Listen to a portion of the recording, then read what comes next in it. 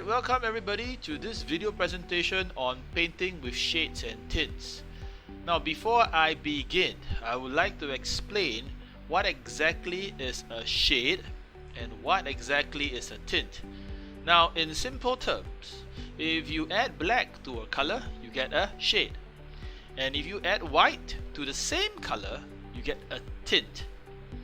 Now in this presentation, I will demonstrate three things. Firstly, the method of painting.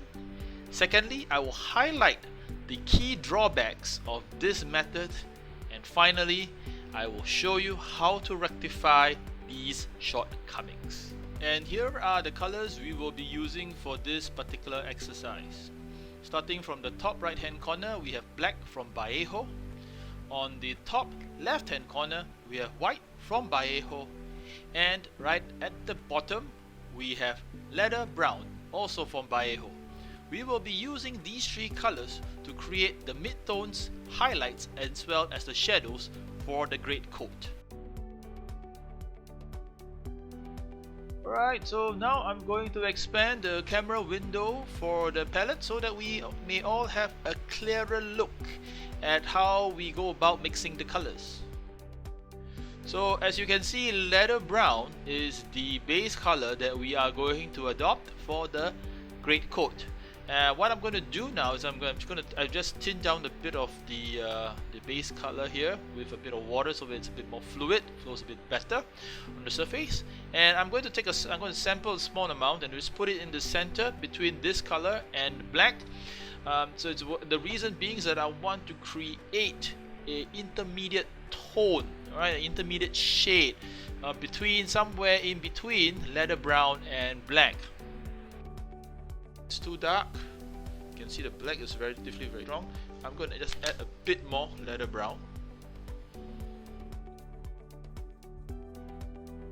And what I want to create in between here is an intermediate color, alright, or rather a shade in this case, an intermediate shade between the darkest value, which is the black, and the base color, which is the leather brown. So as you can see, I've added a lot of black. The black is still very strong. So I'm going to do is I'm going to just pull some away from here. So what I'm going to do is I'm going to just create a bit like a trail from black to here. Alright. And I'm going to just add more leather brown.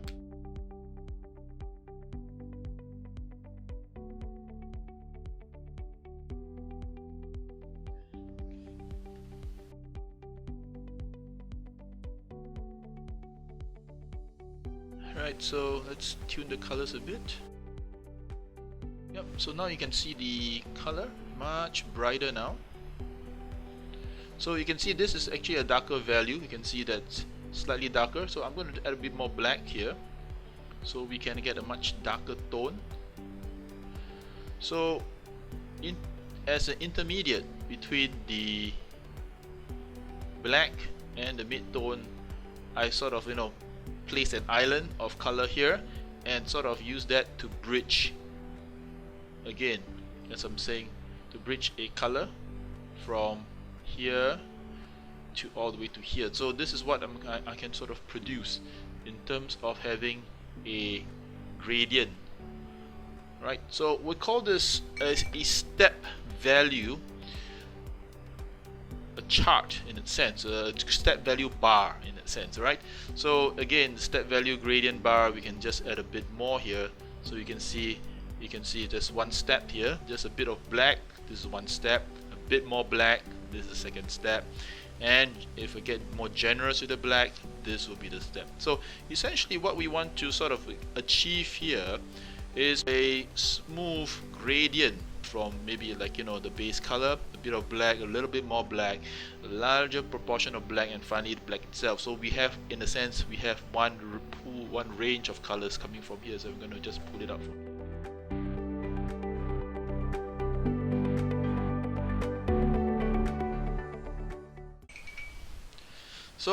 So essentially this is what we have. This is the step value that we are trying to achieve here. This is the step value. So it moves from light all the way to dark, right? So the same can be achieved, same very similar effect we want to do is achieve with the white as well. And this time round, we're going to take a bit of the base color, putting right in the center. Okay, right, and just a bit of white. Let's see how it goes. We should get significantly large. So you can see that's the lighter value that we have here.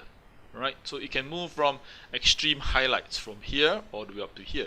So it depends on how strong the contrast you desire, how much contrast you desire. If you want to go to the extreme of white, that means from this to this, making it making the contrast extremely sharp, then you probably will have to work with this strategy. So again, same thing, taking a bit of the base color, adding one from here. I can just pinch a bit of this color from here and mixing it from here to get another step value. Alright, so you can see it's a little bit of you can see how it sort of gets lighter. Just adding a white here and up to here. So this is basically what we have, a monochromatic bar using just 3 colors, right? White, black, as well as leather brown. So you have from here, maybe for this you do not want to add too much more white because it sort of grays out the color. So these are one of the shortcomings when working with shades and tints, because adding white or black always without fail compromises the chroma, which is the intensity of the color. So that is why when you paint, we try to avoid this, right? But this method of working allows a simple and clear, uncomplicated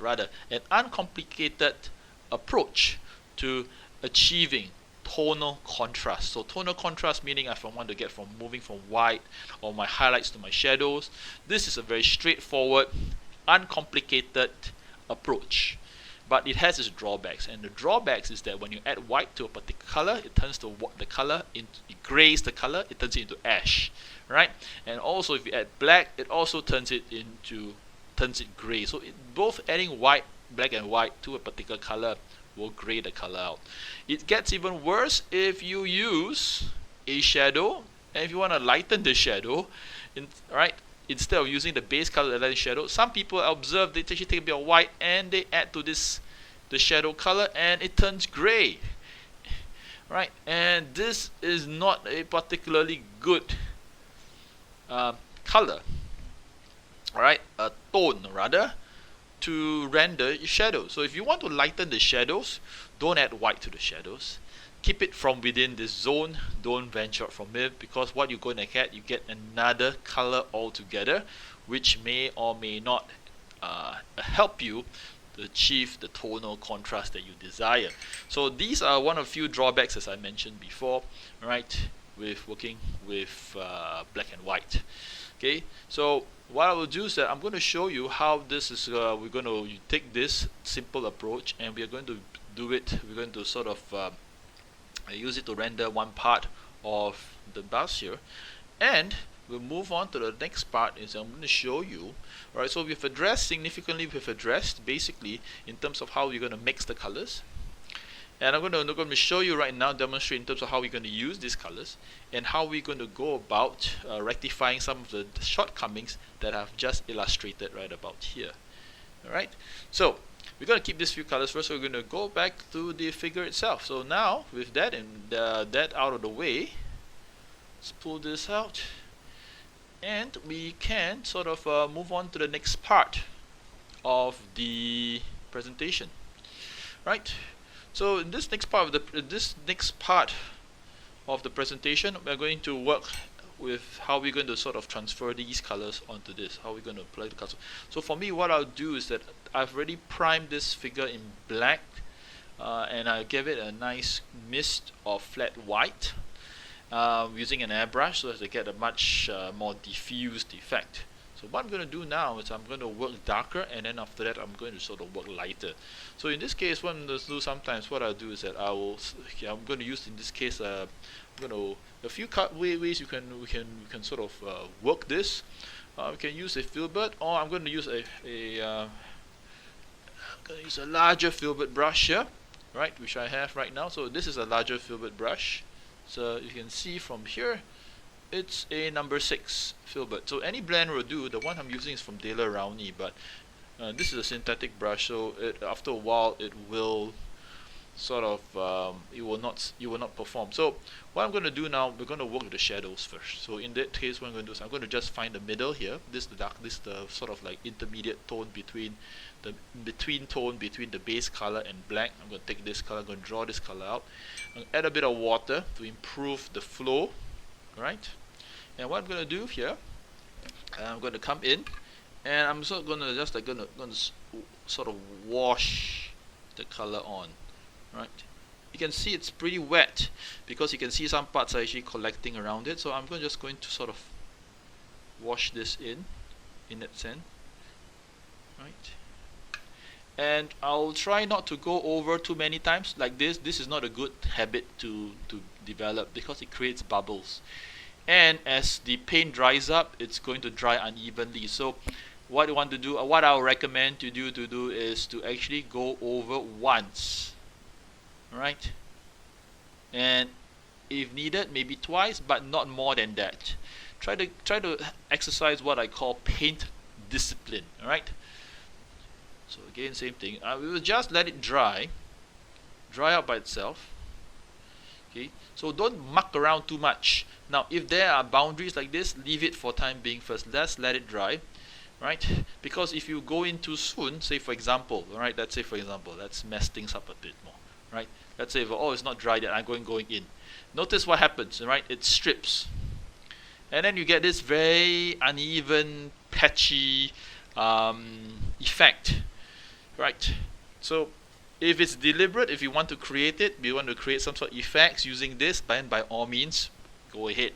But, in my opinion, it's best that you wait for this layer to dry and then go over it the next time. So I'm going over to the back first, right? So if you have like, you went in too soon and you sort of like, okay, let's say like certain parts are a bit, what do you call that, still wet, and you feel, if you sort of like go in again and you sort of, pull it out too much, notice what happens? You get this very uneven patch here. That's what happens when you sort of, get too impatient and the previous layer, as it dries unevenly. Some parts you get some patches is very fully dried, and some patches are still wet, and you want to disturb it. This is what happens. So we'll try to avoid that. All right. So just go with a single pass. Again, same thing. Try not to. Let's say if it ends here, it's going to dry evenly. Right. Try your best to sort of draw away some of the bubbles. The most important thing is that the water bubbles. There are some bubbles that appear on the surface. The main thing is to remove them. And the best way to remove them is to use a brush and sort of like sweep them away. Okay, so this is what I normally do. So again, I'm using this intermediate color. You can see from here, this is the intermediate color. Alright, and then draining out the paint with a napkin or a kitchen towel helps a great deal, such that you will not get so I have with me a small little kitchen towel here. So what I normally do is that once I draw the paint out, I sort of like either test it on a piece of paper or I draw it out here. Okay, so it drains out. So what I do is when I spread it, I get a very nice thin layer. Just imagine this is like you want to spread this like jam. You want every corner, alright, every part of the bread surface to receive the jam or the butter. It's the same thing as well. So we just take it out and sort of like, if you can, try and spread it evenly. Wait for it to dry. And notice what we had previously, where we got a bit too impatient. We sort of like went as this layer was drying, we went over and we sort of stripped away that layer. So that was what happened earlier on. So if that happens, never mind, because we're working very thin paint. What you want to do, take this out, wait for it to dry fully, and then go over again. Okay, those areas that are unable to reach. So I'm going to do is I'm just going to just lightly remove the head a bit. I'm just fixed it with a bit of the blue tack. And I'm just going to go in. So this is already dried, so I'm just going to paint in this way.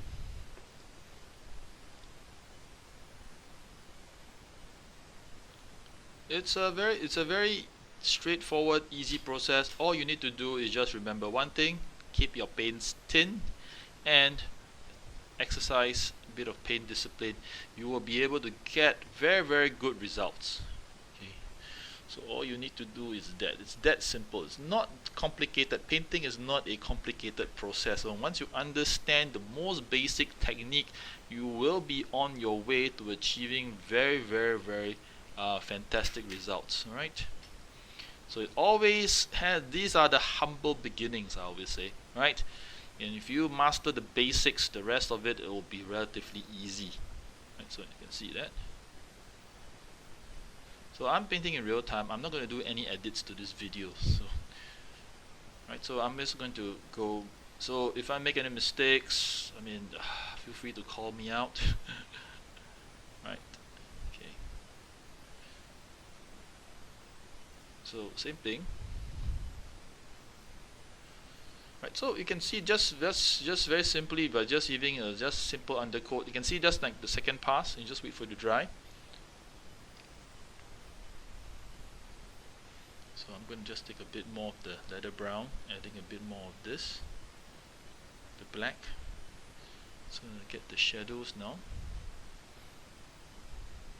Okay, so this is I'm going to just give it a second layer. Okay, this has not been fully dried yet, so I'm just going to leave it alone. For me, my method is to work with very thin layers. Right. I like the fact that you can apply translucent layers. Right, you can sort of stack translucent layers over the previous layers. Right. So as I said, acrylics allow instant layering. Right, and it also allows the effects to show up pretty quickly.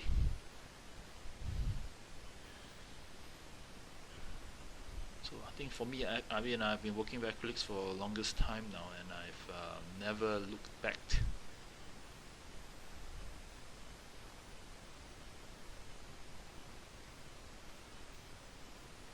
Okay, so again, as you can see, I'm just painting very slowly, taking my time with this. I'm not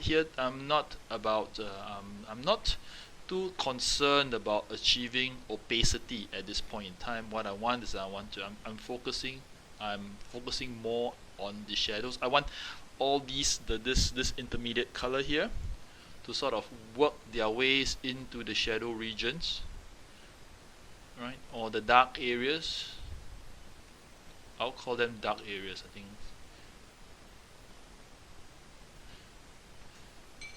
So a bit of water. Gonna test it out a bit again, same thing, taking a napkin, draining it out. And I find that this allows, especially for large surface areas, this allows a smoother sort of spread, especially if you're looking at like the collars of the greatcoat here. It's just like you just spread it through. It's very easy. It's like it's like almost like a butter knife, right?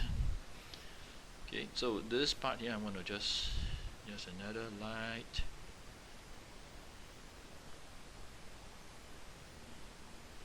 Okay, so maybe just a bit of a stippling action there. Slightly. There are a lot of ways in terms of there are a lot of ways to handle the brush. Okay, so it depends on what you want. You can sort of pull it and then you lift it. So you can see some of the, I think another thing is that maybe you can pay a bit of attention to the shape and design of this brush. This brush is really showing up its edge, and that is the edge of the brush. You can see that I've used it for a couple of numerous projects right now. Maybe a couple of figures, and you can see that the ends are starting to split. So you know that its time is almost up. Okay, if it's in good condition, it should generally hold its shape, right? But the moment you can see the sides here, so if you take a close look, if you look at the sides there, it starts to curl up. That's where you know it's not going to help you achieve any good transitions. So these are one of the unfortunate drawbacks of working with the inexpensive synthetic brushes. So I'm going to just reattach the head back again. Okay, yep. Okay, so I mean we are almost there for the first step there. So what I'm going to do now, we're going to work a bit lighter now. So I've got like more or less the shadows covered. I'm using another filbert brush, right? This time it's another filbert brush, smaller. This is a size 4. Previously we used the size 6. So now I'm using to a different brand. It's called size 4. Okay. So if you're going to invest in a sable brush, if you invest in a sable brush rather than synthetic brushes, you find that the sable brushes will hold up better, right? Although it's like significantly more expensive, and I really do mean significantly more expensive, right? So I'm going to take this right now. What I'm doing now is using leather brown, right? I'm just taking a bit of it. Okay. Again, same thing before I apply. Just you can see it's totally loaded. And let's drain it out a bit. Okay. So I'm blotting out the excess, and I'm just focusing on where the highlights are, in this case this point here. So I'm going to use this, and I'm just going to gently just push over lightly. Okay, so I'm just going slow and light. Make sure that there are no watermarks building up. So that's why it's imperative that you drain out the excess paint from the brush. Otherwise you're going to find this. What you want to do is that you want to basically the bristles of the brush to just gently go over the surface. So it's very lightly. Okay. Alright, this is what you want to do. Okay, so you can see this is this helps you. Right, and try to try to pull it away. Right, in this case you can see this brush is also beginning to show its age now. It's beginning to split. So I'm not drawing new lot of paint. I'm just using the same lot, and I'm just trying to sort of use my right hand this time. I'm predominantly left-handed, but in this case I'll sort of hold it lightly and just pull it up. I don't require a lot of precision. All I need to do is just what I want to do is I just want to lay the paint onto the surface. That's all. Right.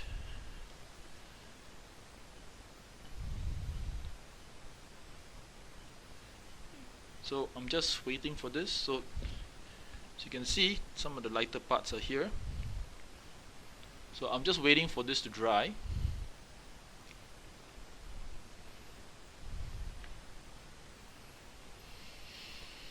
Okay, so I'm taking a bit more paint now. All right, you can see but it's not too wet either. So just gently, just lightly, just letting it pool. Making sure that the bristles don't split. So the movements of bristle splits means it's a bit too dry now. So I'm going to use a bit more of the base color now. Okay, so this is the leather brown, same thing as well.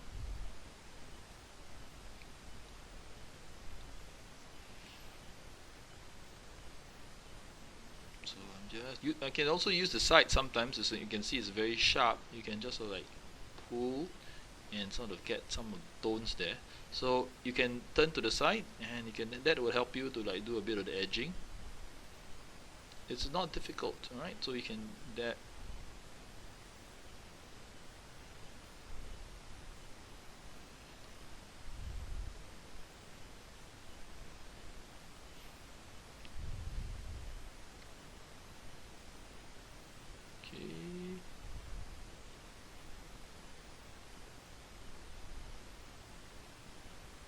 so you can see how it's going to do it. So a few ways, and sometimes with the great coat is nice. So you can also sort of experiment and sort of like learn how to just stipple a bit using the tips. But don't push the brush all the way down. Don't jab it all the way down. What you want is you just want to gently just poke the surface. All right.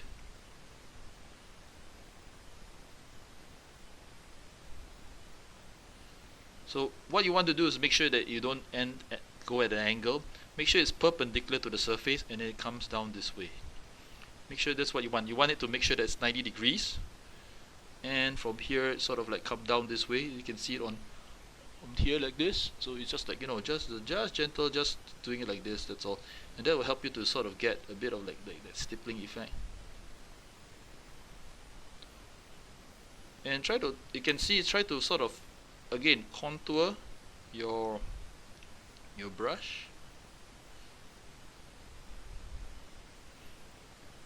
Okay, so you can see right now the colors are coming out. So again, we are just only using one range of colors coming from the shadows here and here, just two colors. That's all, very simply.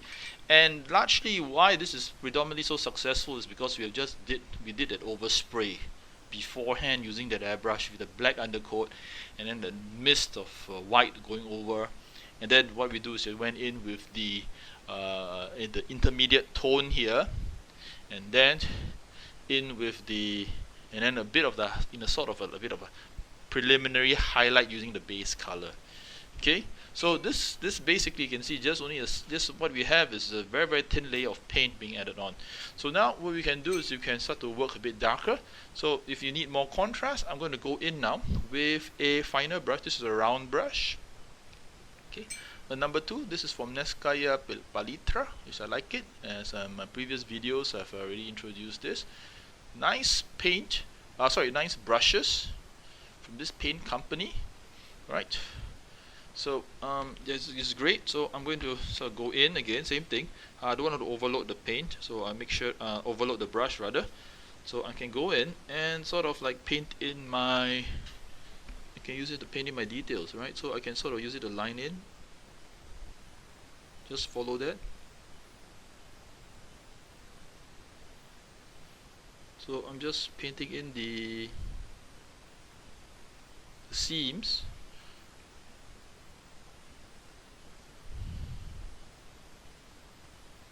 From here, right? And some of the creases also, basically the buttonholes. So just a note about selecting brushes is that doesn't mean that if the size is smaller, let's say it's a 000 or 100, means it's actually good for fine work, fine detailing.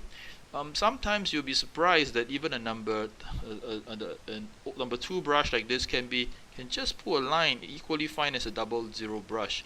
It all depends on the tip of the brush, right? And not so much in terms of the belly. The belly basically, which is the part here, the belly, which is the center here, this is the part that draws the paint in. So that the fatter it is, basically means that it has greater storage capacity to sort of load more paint, and that's what you want actually in a brush. You do not want to revisit the palette too many times. It's like pulling a short stroke, going back to the palette again, taking brush again, coming back, and this what happens is that you get a lot of broken strokes, which is not okay. So the thing is that what we want to do with working with acrylics especially, which is totally different from oils. Oils is all about pushing paint.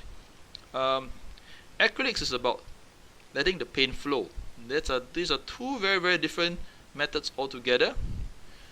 Yes, you can say that they are two very different animals, acrylics and oils. It's just that acrylics are a bit more, I would say, user-friendly in many ways as well. They don't have the odors, and it's they clean up nicely with water. Feels cleaner working with them. But I also do have to admit the saturation of colors, rather the depth of the color, the richness of the colors. Oils are still more superior in many regards, based on my previous experience. But I like acrylics because of just how convenient it is, right? But having said this, I do know a lot of friends of mine or other colleagues of mine. They use both oils and acrylics together, maybe using acrylics as a base color, and they use like oils to sort of intensify the shadows later to just give more depth and richness to the colors, right?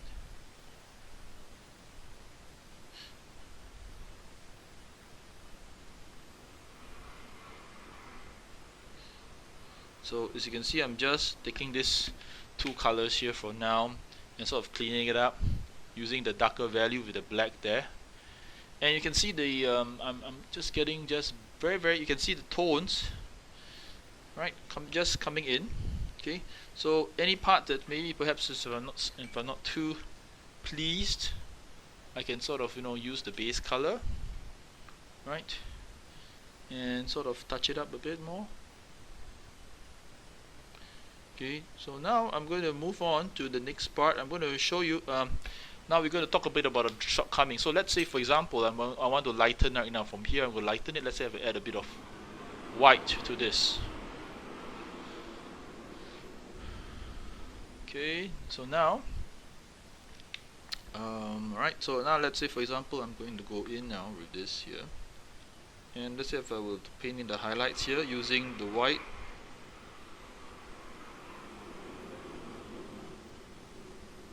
And the tint, basically this is the tint color, the tint. Now you notice the contrast is beginning to emerge from this side here, right?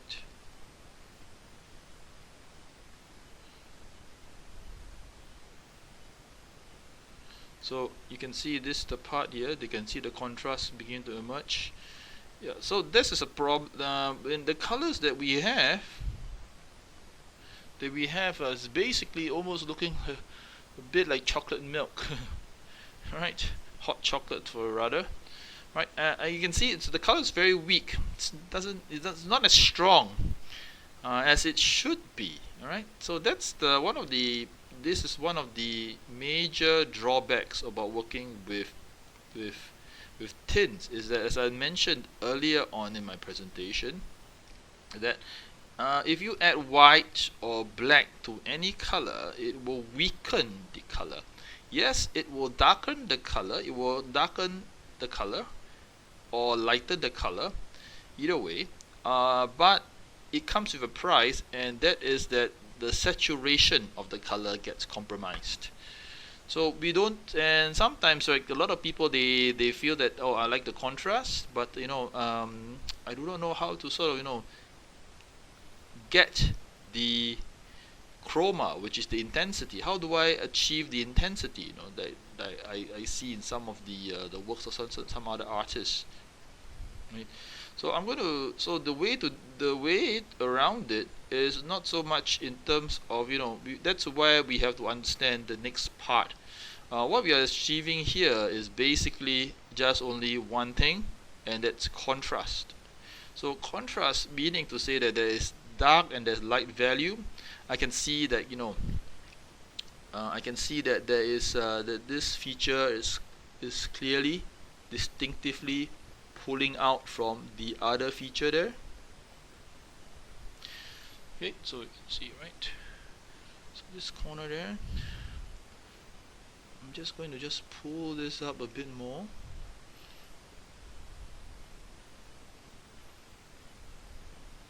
So again, the colors, you can see I'm not using very thick paint. It's like watercolors. It flows very easily like milk. So it's almost like, so you can see from here, it's like a milk-like consistency. It's like milk, right?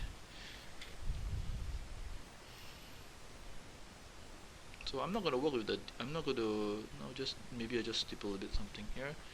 Right. So as you can see, then once I go back with the leather brown again.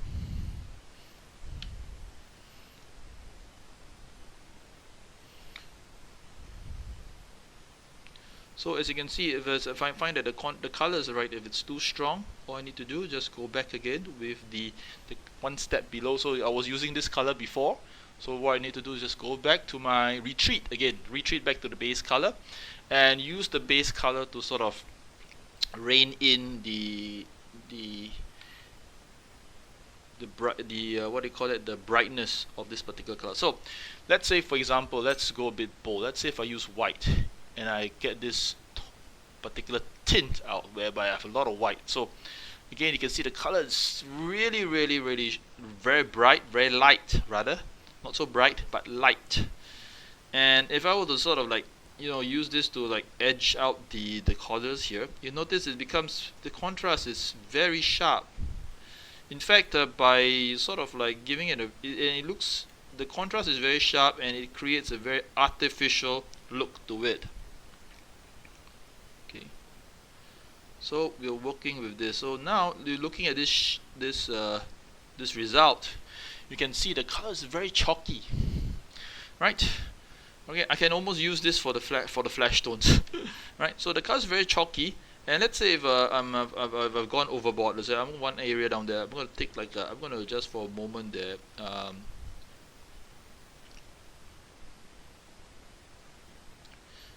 Think like an uninitiated participant in one of my workshops, right? They have a tendency, oh my goodness, look at it. They put in like, you know, oh, they went very overboard. Let's say we're going to go overboard with some of the contrast here. Let's say, for example, oh, look at that. It goes overboard this way, right? See, oh, the color is totally off. It's totally ruined, right? Let's say, for example, we have this.